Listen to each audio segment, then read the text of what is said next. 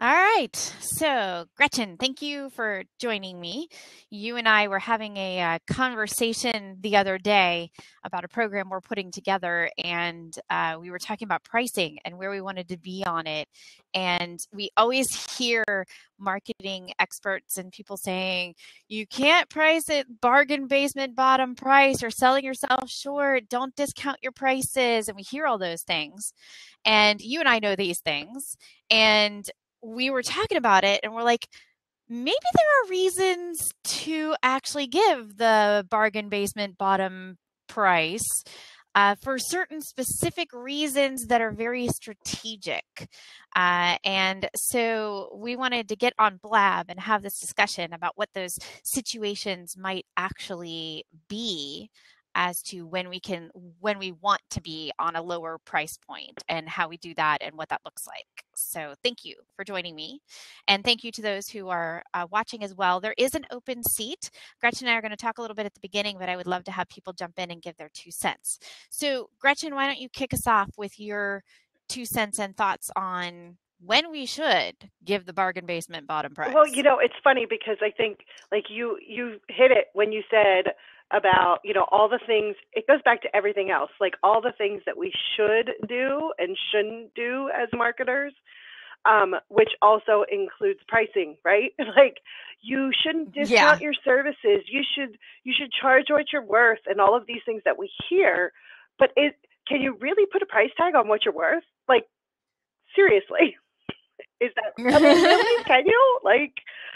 So I think that it's something, you can do it strategically for reasons, such as we are, and we decided to do because we're doing something different. We're doing something new. We're doing something, that we're testing. And so, I think that it makes sense to do it then, as well as there's a fine line between not with undercharging and charging with what you feel comfortable with charging too. Like, I mean, I think that there has to be a place where it has to feel good to you. It might want to stretch you, but it has to feel good to you too. And it's funny because this thing that we're offering, like we had a price in mind in our head, both of us, but then when we planned it, we came up with a different price, but you and I still had the old price in mind that we wanted to charge. So we went back to that initial price. It was just really funny because that's obviously what felt good and what felt right for what we're doing. Yeah, it's funny how we both had like the same price in our heads as to what we wanted to charge and that was a really low Right. price for this thing coming up with, and it was like dirt cheap, and we did kind of go back and forth, and we looked at it because we thought, okay, so we really want to charge what we're worth here, and then we started looking at it and we're like, yeah, but at the same time, it's highly experimental. And I think that's a good reason to look at whether you lower the price or not, is make it is if it's highly experimental, you've never done it before. We don't even know what the results are going to be from this program. We're combining two philosophies together, and it could be completely overwhelming for the people who are on there. It could be completely all wrong to put the two things together, and it could be completely perfect and excellent and come up with amazing results. We don't know. When you don't know what the value is going to be, I think that's a big reason. And that's why we were both, I think, thinking on that lower price point, because we were just kind of like, I don't know what we're going to get with these people. I don't know how this is going to turn out for them. So that bargain basement price was just like, okay, this feels good. I feel like I can charge this and we can at least give them this much value. Because it's not just about, and I agree, there's a comfort level. There's two kinds of comfort levels in my mind. One is a comfort level of, is it comfortable for me? Like, am I getting what I feel like I'm worth? Is it comfortable there? The other is it comfortable in terms of what I'm offering and the value that the other people are going to get? And I think that's what we were looking at, and that's what made us go back to that price, was we were looking at what are they going to get? We don't know. Hmm. We have this is we have no idea. It's been untested, Yeah. so we don't know. Nobody does this. It's new. It's different, and we don't know. And so I think that lower price, but then we changed it again because we went to that lower base bottom Hmm. price, and then we were like, oh wait, and then we started putting the marketing together for the copy, And we're like, oh, wait, if we're putting this value, because we're putting values of what it's worth and other, parts of it are worth. And if we put that value on the page, then that means that we're kind of like not really offering this for any money at all. And it's like, hold on, maybe we should raise that price a little bit more. Right. So now we're kind of in between on that. But, that was our comfort level, like you said.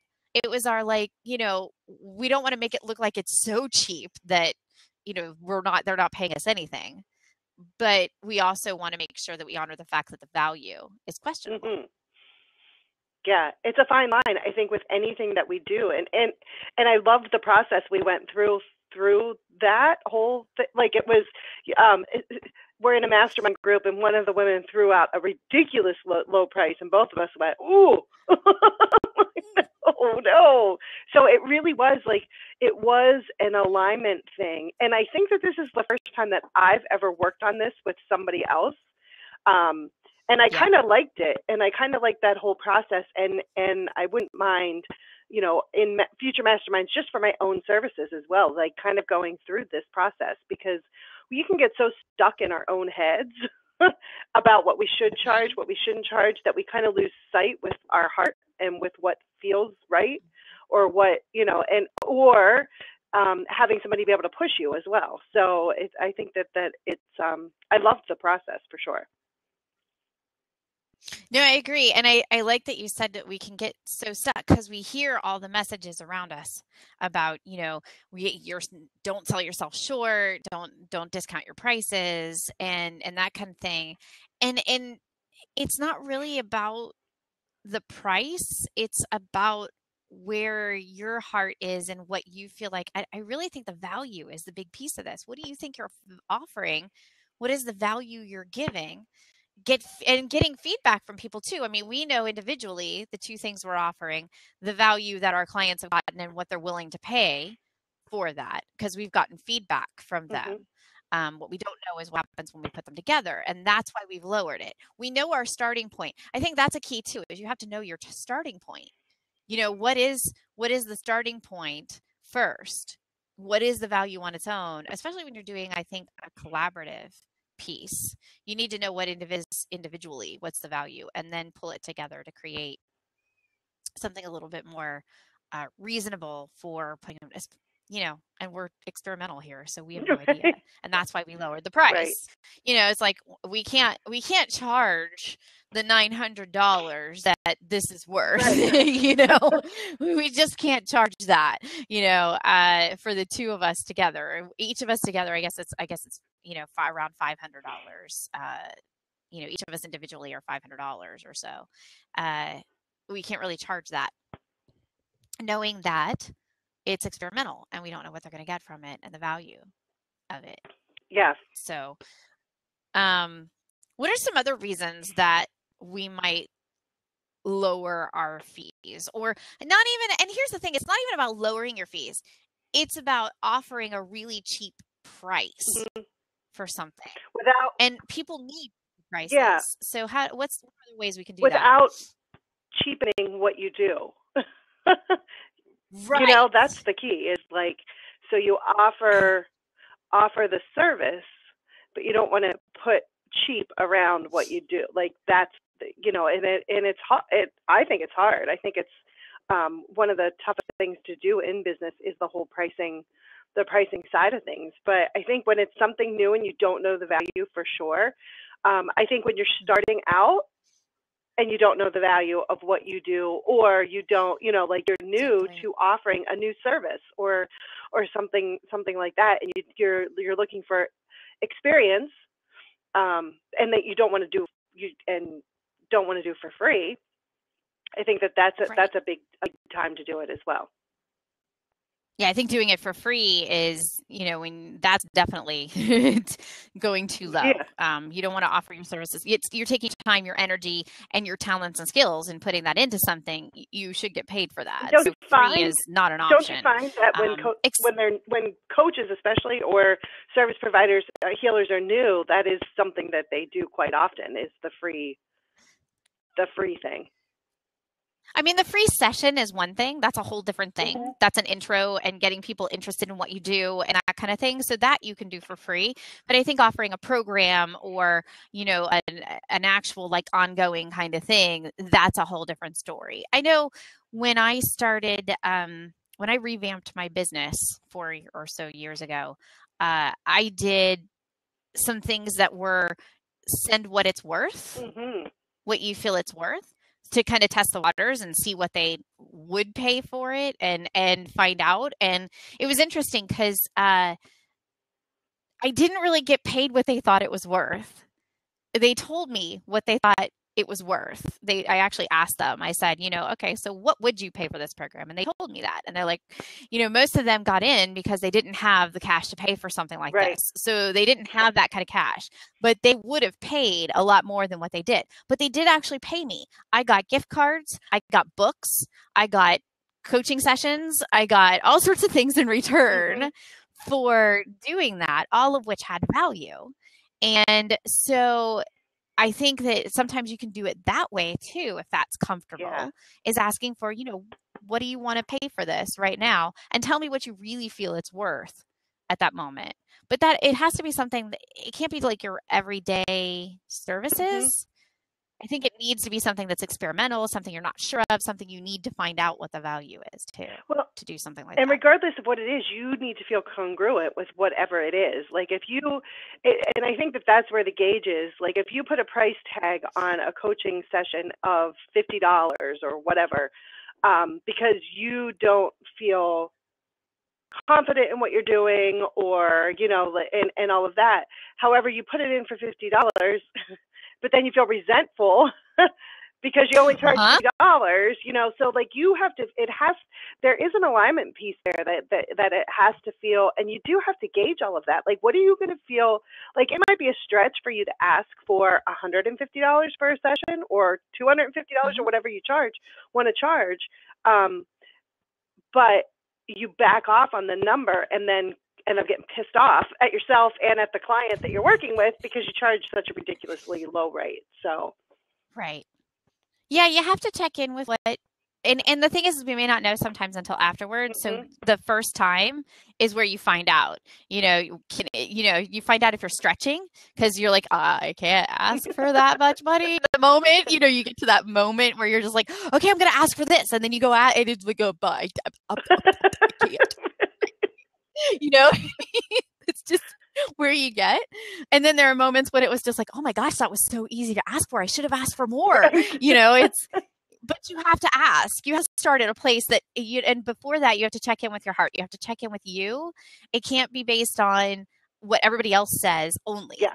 It has to be a look at yourself, look at who you are, look at where you fit and what you want in order to ask for it. You have to ask for what's right in your heart. I totally agree with that. And what's most comfortable. You have to start with what's comfortable or stretches you a little bit first. Yeah. And then see where you land. Haven't you ever had, like, you've worked with a client and they've said their prices and it really felt low to you, like really low, but it really felt right for them? And so like you pushed them and so it's just finding that balance. Like you push them, like you maybe throw out another number or, a higher number, and then it's just too much. It's too low or too high for them, and they just can't get to it, and then they end up procrastinating and stopping themselves and not moving forward. So it really is, it's a touchy subject for sure. Yeah, I do think it's a touchy subject for a lot of people. And I think there are other ways to do it too, because I know everybody needs like we all need our funnel. So we all need to start with we need something that's low priced. And personally for me, I don't like to have a lot of products that are low priced. I have a few, but they're not a lot. And I don't want to have like a whole store full of products. It's just not my thing to create those. So instead of doing that, I have pieces of things that I offer and I break it down into smaller chunks. So instead of offering the whole 6-month program, there's a 4-week option which is a much cheaper option. Mhm. And there's, a 1 session option, which is a much cheaper option. They get a little piece of it. It's not as much as the whole program. They know that, and it's priced accordingly. And that gives it, for me, I feel like I'm asking for what I feel I deserve. And at the same time, they have a lower price point that they can come in on too. Mhm. So I think that's another way it's a lower price point. It may look to other people like it's, the cheaper price, but it's not for you because you're actually not cheapening your services. You're just breaking it down into smaller Mhm. chunks. So we do have a caller calling in here. Oh, it's Jimmy. Hello, Jimmy. I'm going to let you in for a couple seconds. We'll hear what you have to say. Good afternoon, ladies. Can you hear me? Welcome. Yes, I can hear you, Jimmy. Tell us again where you're Okay, from. so I'm from Switzerland, and I have a house renovation company. Right. Did we talk before? Mhm. Yeah, we did once before. Oh, so okay. I'm curious what your thoughts are. Very quickly here, Jimmy. Yeah, there's a lot of competition here, and in my case, I have to offer lower prices. Then it's for me to figure out how I can still make my margin with the lower price and get creative. And so, yeah, I mean, I think nowadays you're going to have to face more and more competition in all kinds of business. More and more people are becoming entrepreneurs, and so, be creative. That's it. Mhm. Great. Thanks for that. I appreciate thanks your for letting 2 me cents on that. Okay, see you next time. Yeah. No, I didn't want to kick him out. Okay. Yeah, I agree. Sometimes when you're in a competitive market, and a lot of services are now getting more and more competitive, including the coaching industry, sometimes you do have to get really creative. And I like the word he used, creative, to compete with other people. While I don't believe that we are all competitors in the coaching industry, I do believe that there is a more saturated market than there used to be. And so you do need to be competitive within the market. But again, you get creative. You make a smaller package, you offer a smaller deal, you look at what your expenses are and what can you, create and still make the money you need to make. What is it going to take in time and energy? And if you could shorten your time and energy, can you charge a lower price? Like when Jimmy talks about his materials, we talk about time and energy in a lot of these service-based intangible services.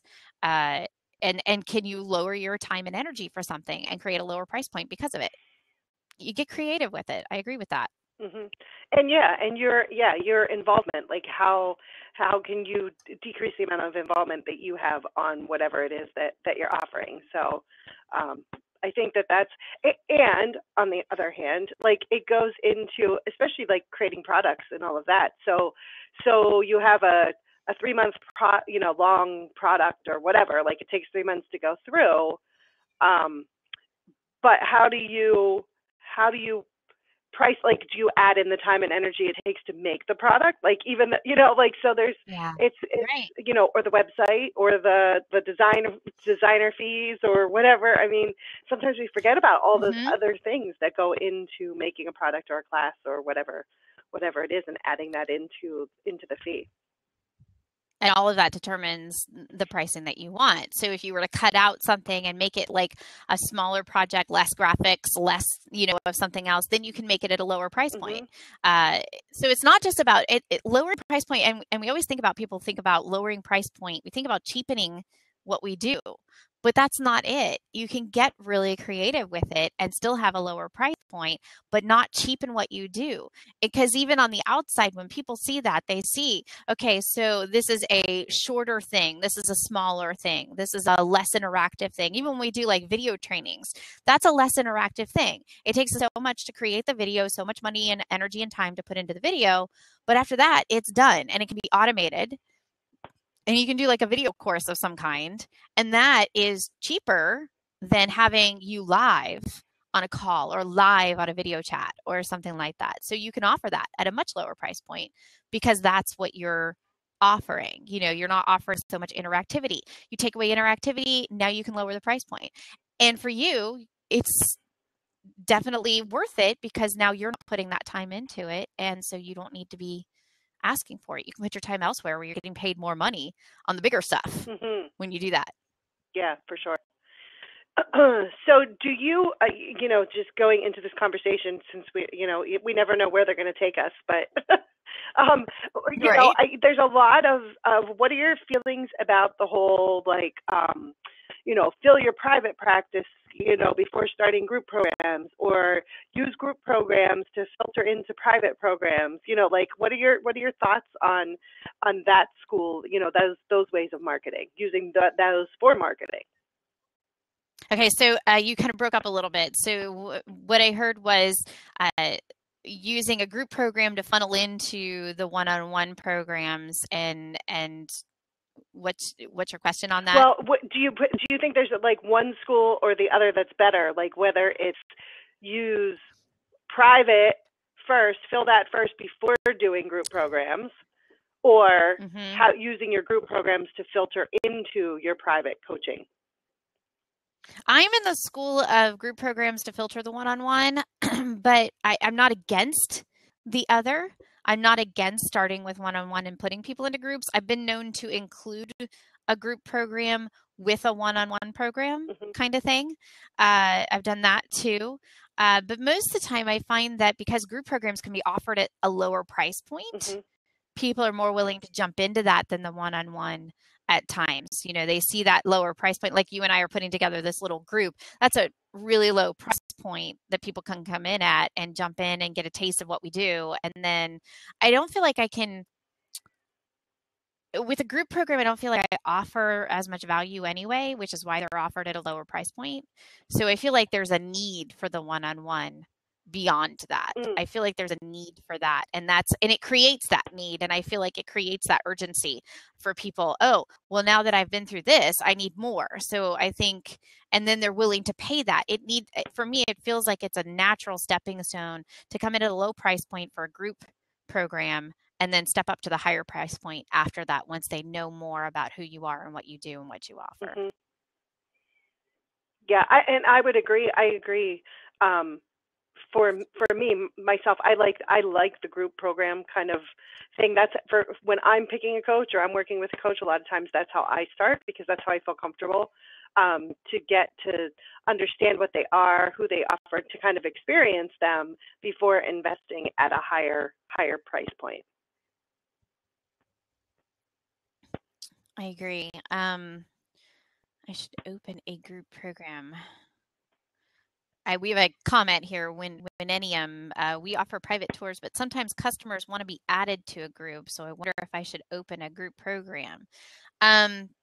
If you can, it depends. And since we're talking about pricing, when people would prefer, I think some people would prefer to pay the lower price point. So if you can offer that, you might get more people in. Right. It affects the price to create a group thing versus an individual private thing.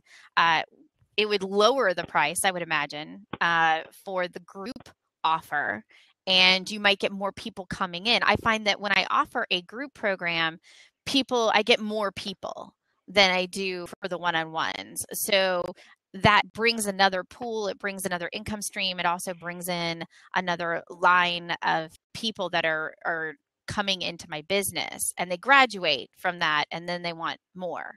So I think when Enneam, definitely it might be a consideration for you to look at that and see if you want more people coming in. That's the thing, is if you don't want more people coming in, then you don't want to offer the lower price point. If you're full up and and look at it, and you can look at it from a terms like season wise too. Like I know I have seasons where I don't have as many people coming into the business. And so that's a good time for me to open or to not do group programs, because I'm just not going to fill one at that time of the year. Like in the summer, filling a group program is a hard thing to do because people tend to take a lot of vacations and they don't want to get involved in something and commit to something for the summer. So I typically don't do a group program for the summer. Now, Gretchen, you and I are getting ready to start one that's going to last through the summer, but we're doing it at such a bargain basement low price. It's a no-brainer. We shouldn't have a problem filling that group. So But normally I wouldn't offer a group program during the summer because I can't fill it. But during the winter, I could totally fill a group program. Like September through October, I can fill a group program. People will come because that's the time of year when they're jumping into their business and they're looking at things and they're, getting back in the groove and all of that. So you have to look at season too. Maybe it's not something you offer all the time. Maybe you offer that lower price point at a time when people are going to buy into it once a year, twice a year, or something like that too. Yeah, and I think that it's too about it's something additional to offer. It's something in addition that you have. So you have your private tours, you have your group tours, or you have your private coaching and you have your group coaching, whatever it is. But it's something that you have to offer both. And then they can decide, they understand the difference, like telling them and having a discussion with them and making sure that they understand the difference between the two, and then they're able to decide. I mean, most often they choose the lower price, but if you start and you talk, you open the discussion about you have the group or the private coaching or the private tours, and then when they're saying, yeah, I don't know if I want to invest that much, or that might be too much, to invest at this time, then you offer the group as a different option. So there's several ways that you can do it. But I would think for tours, are you like vacation tours, or what kind of tours do you offer? I would think that group would be a great great thing to add on for sure. I would imagine it would be. And I kind of day tours around Barcelona. Okay, yeah. So it's a tour around the city. Yeah, I would definitely. Ooh. See? and I think that it's the experience, right? So the private people are going to have a whole different experience than the group. But the group would be fun too. Like, they're going to make friends. They're going to make so it's going to have different energy for both. And it might be a fun thing to experience for sure. Well, and definitely, and I don't always agree that they will take the lower price point, because I've offered people the option, what would you prefer to do? And we've had conversations about it.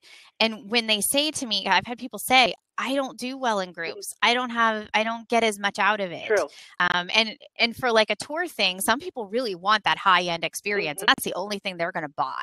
They're not going to, why I do this with traveling all the time. It's like, why would I pay for the lesser price when I can get the better experience for a little bit more? Yes, I'll take it. I would pay for the higher level experience. Not everybody will. But I do think there are people who would pay the premium to get what they really want. And I've had clients who've chosen not to go to the cheaper group program because they know that one-on-one is better for them. They're going to get more value out of it. It's going to be better for them in the long term. They're going to implement more. They're going to do more with it. They're not going to get, they won't. Right. Yeah. It's going to be faster. They know that it's going to happen for them really quick. So, yeah, I think that keeping both available is a great idea. That's the most important thing, is give them options and see what you get from it and see how it works. It's always a test market thing. And that's what the lower price point even is a test market thing. When you have a lower price point, and like even for us, Gretchen, our group thing that we're starting, we're offering a bargain basement price, and we'll see what that brings us. We don't know who's going to come in. You're welcome, William. We don't know who's going to come into this program. We're opening it up to whoever jumps in, of our target market, of course. That's the important thing. But we don't know who of our target market is going to jump in. We're just opening it up and saying, come on in, and we're going to see what happens. And we will find out through that process how it works. You have to test market things, find out how they work, see what people want, see what they don't want, and learn what they're willing to pay in the end. Yeah. I think that's the important part. Kristen and I both do a lot of conversations to enroll clients, whether it's group programs or private. And this is the first time that we've ever been like, okay, this one we totally want like a clean, dry slate. Like, we really want a playground, and that's what we want to create is and really we're going in this into a way of just really experimenting and see what happens. And we know that both of our products that we offer as standalones work really well, and we want to combine them and see what happens. But we want people to come into the playground knowing that it's a playground and it's a place to just really kind of play, experiment, just connect and see what happens. So that's why we don't want to do interviews or anything like that. So it's completely different than how we typically work. So it should be really interesting to see what happens. Well, and the other thing I want to point out is even though we were asking for a bargain basement bottom price for this program, we are asking in return for things from them. We are asking the people who are participating to give us testimonials to market the next group, which will be at a more full price, and to give us feedback to help us grow it and make it better. So they're not, while they're paying a bargain basement bottom price, they're also going to give us some time, energy, and money, or time and energy of their own, as well as the low price. So we have that adds to the value too. You know, you have to look at that as well. It's not just whether it's, you know, cheap. They're not just giving us money that's cheap. They're also giving us their own time and energy and power to boost the next one for us and help us make it better. So that's another important piece. That's another piece they're paying into that program. It's definitely an energy exchange, you know, that we want to have, like an exchange of energy that feels good, that feels aligned. Yeah, and as Millennium pointed out, we are we're making an exchange of goods then. Yeah, and that really is helpful as well to do an even exchange. All right, we're going to skedaddle out of here. This has been a great conversation, Gretchen. I've really appreciated you being here. And thanks, Millennium, for jumping in as well. And those who've been listening, we appreciate you being here. And for those who watch in the future, we appreciate you watching as well. And we look forward to more blabs. So thanks for attending, and we're going to see y'all later. See you later. Thanks.